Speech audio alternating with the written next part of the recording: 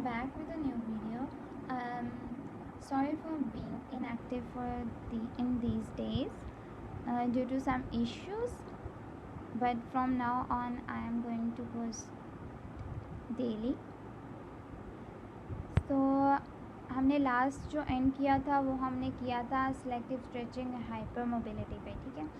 जैसे कि हमें पता है कि हमने उसको एंड किया तो हमारे पास अब क्या आ जाती है, सॉफ्ट टिश्यूज़ की प्रॉपर्टीज़। हमारे पास एक्चुअली किस्नर की ये जो बुक है या थेरेप्यूटिक एक्सरसाइज की जो ये बुक है, एक्चुअली ये वर्क किस चीज़ पे कर रही है कि हमारे पास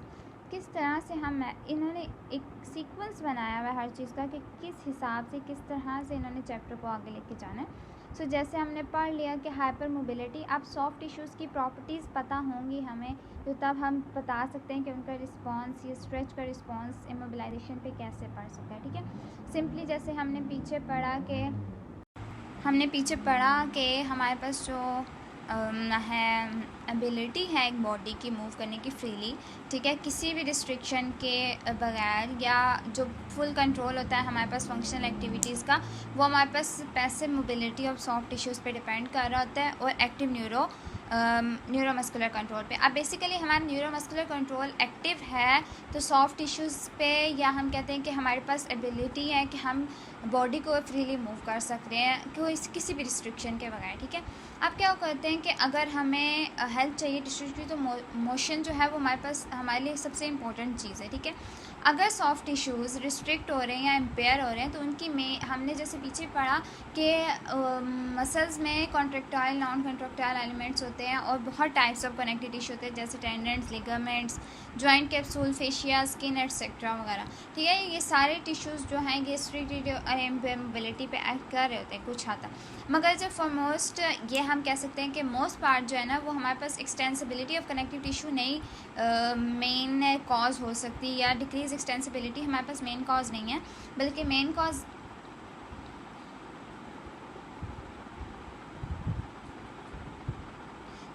हमारे पास जो मेन कॉज है वो decrease extensibility of connective tissue है, ना कि contractile element of muscle tissue है, ठीक है। अगर मसल टिश्यू के contractile elements of muscle tissue जो है वो प्राइमरी कॉज नहीं है, मेन कॉज नहीं है, तो हमारे पास क्या मेन कॉज आ रही है कि decrease extensibility of connective tissue, ठीक है। अब हम ये कह रहे हैं कि हमारे पास जो सॉफ्ट टिश्यूज़ हैं, या अगर हम कहते हैं कि एक बंदा है,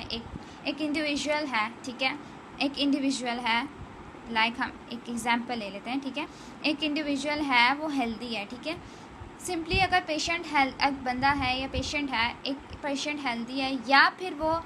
इम्पेयर्ड मोबिलिटी के साथ है, उसमें कोई इंजरी, कोई डिसीज़ या किसी सर्जरी के वजह से उसकी मोबिलिटी डिस्टर्ब हो गई है, उसकी मोबिलिटी नॉर्मल मोबिलिटी की तरह नहीं रही है, इम्पेयर हो गई है, ठीक है। अब उसकी प्राइमरी कॉज ये तो नहीं हो सकती कि कॉन्ट्रेक्टाइल एलिमेंट्स जो हैं वो मसल टिश्यू के, because her injury, her disease या सर्जरी में कॉन्ट्रेक्टाइल एलिमेंट्स और मसल टिश्यूज़ पे हम एक्ट नहीं कर सकते, हम प्राइमरी कॉज उसको बना ही नहीं सकते, ठीक है। सो एक्सटेंसिबिलिटी हमारे पास मेन कॉज है जिसको हमने हील करना होता है, जिस पे हमने स्ट्रेच अप्लाई करना होता है। बेसिकली हम स्ट्रेच की बात कर रहे हैं, तो हमने स्ट्रेच में जो मेन कॉज देखनी है वो एक्सटेंसिबिलिटी ऑफ कनेक्टिव टिश्यू है।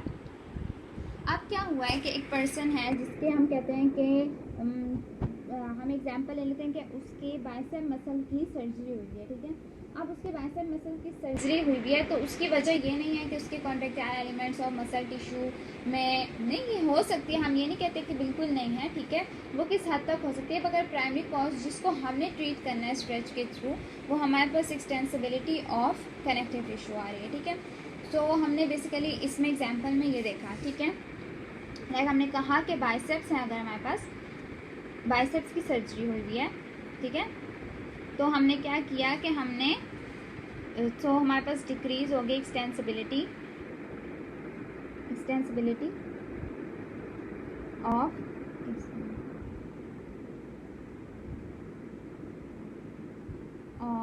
कनेक्टिव टिश्यू, ठीक है। अब जैसे कनेक्टिव टिश्यू की एक्सटेंसिबिलिटी डिक्रीज होगी तो हमने क्या करना है, स्ट्रेच अप्लाई करना है, ठीक है।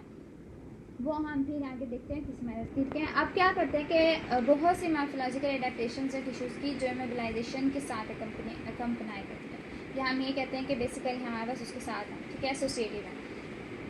हम कहते हैं कि अगर हम सिंपली कहते हैं कि हर टिश्यू की, हर सॉफ्ट टिश्यूज़ की एक यूनिक प्रॉपर्टी है जो उसके रिस्पांस या उसके इमोबिलाइजेशन की एबिलिटी के या उसकी एबिलिटी जो रिगेन उसने वापस करनी है आफ्टर इमोबिलाइजेशन, उसका रिस्पांस एक यूनिक प्रॉपर्टी के ऊपर डिपेंड कर रहा है, ताकि वो हर सॉफ्ट टिश्यूज़ की अपनी एक एक्सटेंसिबिलिटी रिगेन करने की प्रॉपर्टी है, ठीक है, यूनिक प्रॉपर्टी है जो इसको अफेक्ट करती है कि किस तरह का रिस्पांस आएगा अब इमोबिलाइजेशन के बाद, ठीक है, जब हम स्ट्रेच अप्लाई करेंगे। जैसे हम स्ट्रेचिंग प्रोसीजर अप्लाई करते हैं सॉफ्ट टिश्यूज़ पे, उसकी डायरेक्शन, उसकी वेलोसिटी, उसकी इंटेंसिटी, उसकी duration, frequency,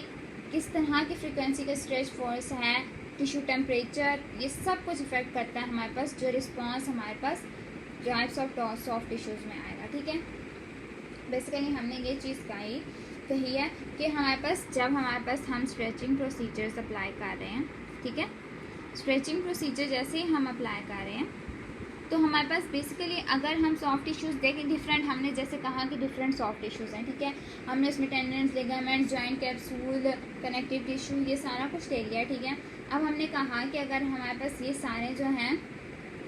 different types of soft tissues या हम इन सब को कहते हैं कनेक्टिव टिश्यूज़ को, ठीक है, अब हमने इन पे क्या किया कि स्ट्रेचिंग जब हम अप्लाई करें तो हमने क्या क्या चीज़ें देखनी है, हमने ये देखना है कि स्ट्रेचिंग की डायरेक्शन क्या है, क्या सही डायरेक्शन में दे रहे हैं हम, उसकी वेलोसिटी क्या है, उसकी इंटेंसिटी क्या है, उसकी ड्यूरेशन क्या है, और उसकी फ्रीक्वेंसी ऑफ स्ट्रेच क्या है, मतलब उसकी कितनी फ्रीक्वेंसी से हम दे रहे हैं, ठीक है, स्ट्रेच या जो फोर्स अप्लाई कर रहे हैं, ठीक है। फिर और क्या है हमारे पास, टिश्यू टेम्परेचर, ये सब चीज़ें जो है हमारे पास इफ़ेक्ट कर रही होती हैं, लाइक ये सारी चीज़ें, ठीक है, इन सब को ये इफ़ेक्ट करती हैं हमारे पास, ये इफ़ेक्ट करती हैं हमारे पास रिस्पॉन्स जो हमें वापस मिलना है, यानी जो हम टेक्निक या स्ट्रेचिंग प्रोसीजर अप्लाई कर रहे हैं वो उसका रिस्पांस हमारे पास वापस क्या आएगा, कितनी इम्प्रूवमेंट हुई है सॉफ्ट टिश्यूज़ में, कितनी उसकी एक्सटेंसिबिलिटी इंक्रीज़ हुई है, ये सारा कुछ हमें इन चीज़ों की या इन चीज़ों पर डिपेंड करता है, ठीक है। अब हमने क्या कह दिया कि मैकेनिकल जो करेक्टरिस्टिक्स हैं कॉन्ट्रैक्टाइल और नॉन कॉन्ट्रैक्टाइल सॉफ्ट टिश्यूज़ के न्यूरोफिजियोलॉजिकल प्रॉपर्टीज़ जो हैं वो हमारे पास इफेक्ट करती हैं टिश्यू की लेंथनिंग के ऊपर, ठीक है। अब हमने कह दिया कि कॉन्ट्रैक्टाइल ये सारा कुछ जो है इफेक्ट कर रहा है, अगर हमारे पास बहुत या इन्फॉर्मेशन है, बेसिकली हम कहते हैं कि ये जो थे ना ये एनिमल्स के ऊपर तो अप्लाई नहीं हुई थी स्टार्ट में ना, ठीक है, तो जब एनिमल्स पे नहीं थी तो इन लोगों ने ह्यूमंस पे नहीं थी, एनिमल्स पे अप्लाई हुई थी, तो अगर एनिमल्स पे अप्लाई हुई थी तो बेसिकली हम ये कह सकते हैं कि इसका कोई ऐसा हम कहते हैं कि जब स्ट्रेचिंग प्रोसीजर अप्लाई करें तो इसकी एक्सटेंसिबिलिटी इंक्रीज़ होने का जो प्रोसीजर है या जो कॉज है या हम कहते हैं कि जो इसका एग्जैक्ट फिजियोलॉजिकल मैकेनिज्म है ना वो अभी भी अनक्लियर है, लेकिन हम ये कहते हैं कि हमारे पास एक्सटेंसिबिलिटी तो इंक्रीज़ हो रही है ना, हमें रिस्पांस मिल रहा है मोबिलाइजेशन के बाद, तो हम ये कहते हैं स्ट्रेच जो है ना एक बेसिक्स है जो सेलेक्ट करते हैं हम, सेफेस्ट मेथड है, यानी सेफ़ इस तरह से है कि हम ये कहते हैं ना कि हम इसको इस हद तक दे सकते हैं जितना पेशेंट बेयर कर सकते हैं, तो उसके हिसाब से सेफ़ मेथड है, ठीक है। बेयर करने का भी ये मतलब है कि हमने भी ये चीज़ देखनी होती है कि पेशेंट को इंजरी कॉज ना हो जाए, जब हम स्ट्रेचिंग एक्सरसाइज अप्लाई करवा रहे हैं तो पेशेंट को इंजरी ना हो, ठीक है, हमने ये चीज़ बेसिकली देखनी होती है। अब हमने क्या किया, स्ट्रेचिंग प्रोसीजर जो हमारे पास थेरेप्यूटिक एक्सरसाइज है पेशेंट को परफॉर्म हो रहे हैं वो बहुत एक इफेक्टिव और सेफेस्ट मेथड है, ये हमें पता चल चुका है, ठीक है। सो अगर देखते हैं कि हम अगर कुछ ऐसे सॉफ्ट टिश्यूज़ की कुछ मेन टर्म है, ठीक है, जिसमें हम कहते हैं कि कुछ टर्म्स हैं जिसको हमें पता होना चाहिए जो हमारे पास सॉफ्ट टिश्यूज़ की होती हैं, जैसे इलास्टिक, वेज़ोइलास्टिक, प्लास्टिसिटी, ये चेंजेस हैं क्या चीज़, ये कैसे आते हैं, ठीक है। अच्छा,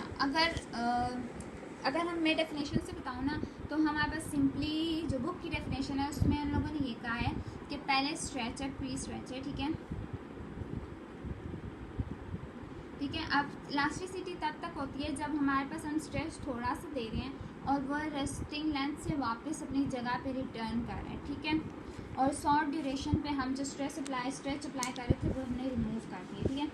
अच्छा, अब मैं ये एक एग्जांपल से समझाती हूँ, ये बहुत इजी है, ठीक है। एक हम कहते हैं स्प्रिंग की एग्जांपल बेस्ट लगती है मुझे इस एग्जांपल में, ठीक है। ये हमारे पास एक स्प्रिंग है, फिर मैं इसको मसल वेट बताती हूँ, ठीक है। ये हमारे पास एक स्प्रिंग है, ठीक है। अगर हम कहते हैं कि हमने इस पे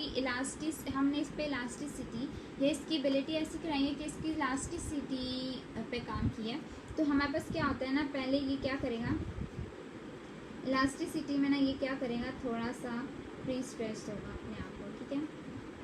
लाइक दिस। ये हम कहते हैं नॉर्मल था, ये क्या है, प्री स्ट्रेच है, और ये हमारे पास जो है ये क्या आ गया वापस, ये रिटर्न टू नॉर्मल आ गया, लाइक ये बिल्कुल, मतलब जो ऊपर था उसी पोजीशन पे वापस आ गए। सॉरी, बिल्कुल इस तरह से बना नहीं सकती लेकिन है, ठीक है। तो हमारे पास हमने कहा ये हमने क्या कहा था, इलास्टिसिटी है, ठीक है, एक ऐसी एबिलिटी, ठीक है, जैसे हमने कहा ये नॉर्मल था, हमने स्ट्रेच अप्लाई किया तो ये प्री स्ट्रेच की कुछ यूँ सिचुएशन बनी, ठीक है। ये थोड़ा सा लेंथ में इंक्रीज कर गया, लेंथ इंक्रीजेस, ठीक है। लेंथ इंक्रीज करने के बाद रिटर्न टू नॉर्मल पे जब आया, हमने जैसे स्ट्रेच छोड़ा, हमने स्ट्रेच को रिलीज किया शॉर्ट ड्यूरेशन के बाद ही, ज़्यादा देर उसको रखा ही नहीं जो स्ट्रेच फोर्स हमने अप्लाई की थी, तो ये इजीली रिटर्न टू नॉर्मल हो गया। मुझे ये एग्जांपल सबसे इजी लगती है क्योंकि ये समझने में आसान होती है, ठीक है। फिर हम कहते हैं कि हमारे पास अगर विस्को इलास्टिसिटी की, तो विस्को इलास्टिसिटी हमारे पास ऐसी टर्म है जिससे हम ये कहते हैं कि टाइम डिपेंडेंट प्रॉपर्टी है सॉफ्ट टिश्यू की, ठीक है। हमने कहा कि टाइम डिपेंडेंट ऐसे है कि अगर हम इनिशियली इसको रेजिस्ट करते हैं डिफॉर्मेशन से, लाइक अगर हम कहते हैं कि हमने चेंज कराना है लेंथ में,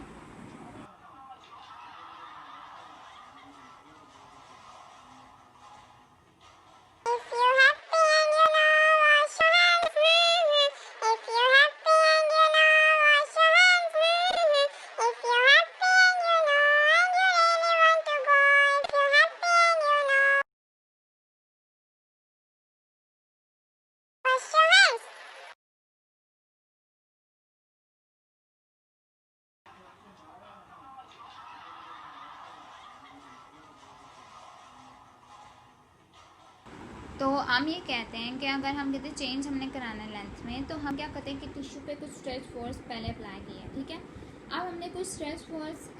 फोर्स अप्लाई किया है, तो हम क्या कहते हैं स्ट्रेच को थोड़ी देर रहने देते हैं, ठीक है। मतलब ये कि हम कहते हैं कि हमने स्ट्रेच फोर्स अप्लाई की स्प्रिंग पे,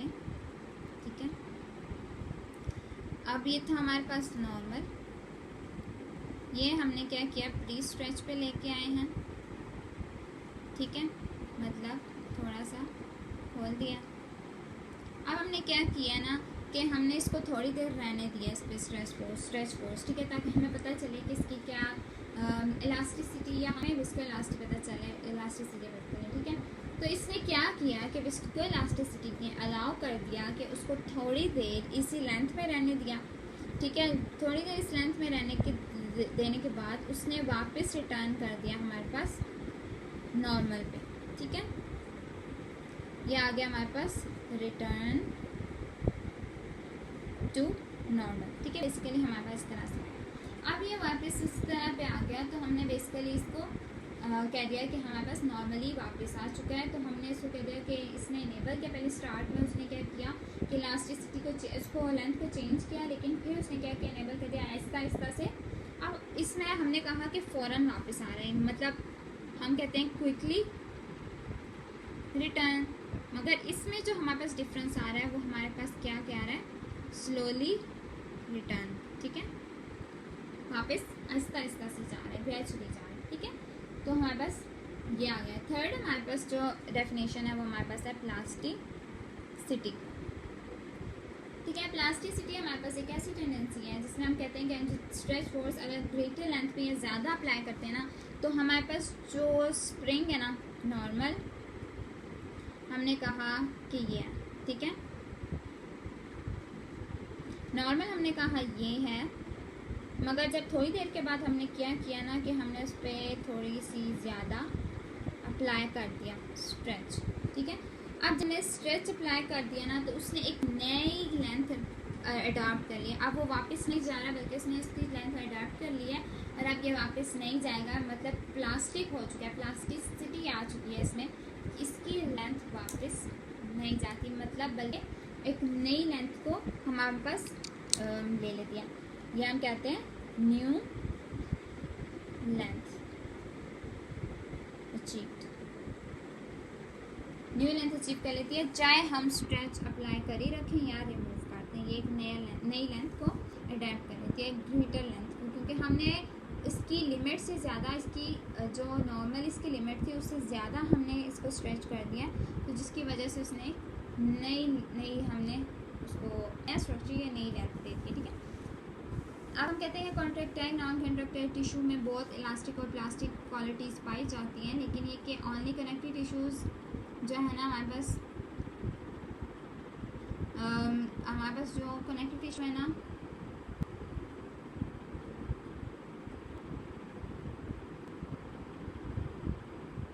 हमारे पास कॉन्ट्रैक्टाइल एलिमेंट्स और मसल्स में जो है ना वो विस्कोइलास्टिक प्रॉपर्टीज़ नहीं होती, ठीक है।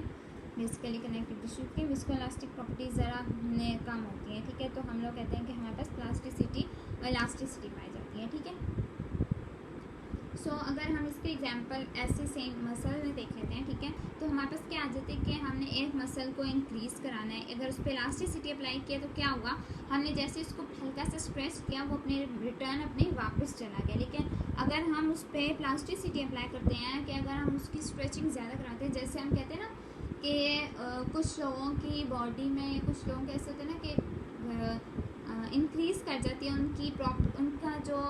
मसल का या कनेक्टिव टिश्यू का एरिया होता है ना या लेंथ होती है वो इंक्रीज़ कर जाती है, ठीक है। मे बी स्पोर्ट्स में जो लोग होते हैं या एथलीट्स वगैरह जो होते हैं ना, उन लोगों के साथ बेसिकली ये होता है, ठीक है। सो